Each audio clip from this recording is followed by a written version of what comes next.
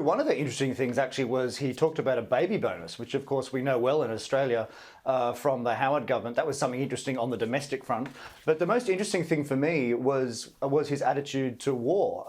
He's basically positioning himself and perhaps the Republican Party as the anti-war candidate, as the candidate opposed to US involvement in Ukraine. And I suppose you'd say that's a fairly, brave move so far. The bulk of Americans are very supportive of sending weapons and sending money.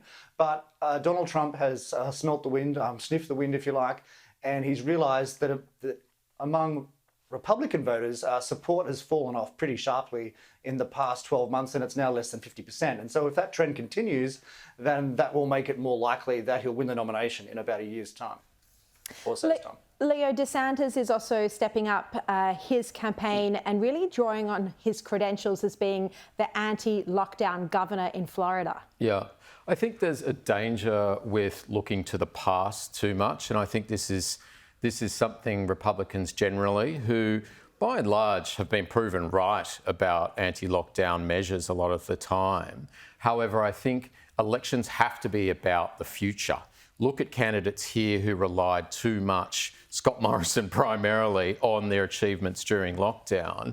For whatever reason, the electorate doesn't give you that much credit in the bank. You have to present a very clear, articulate vision for a positive future. It has to go beyond simply what you achieved in COVID.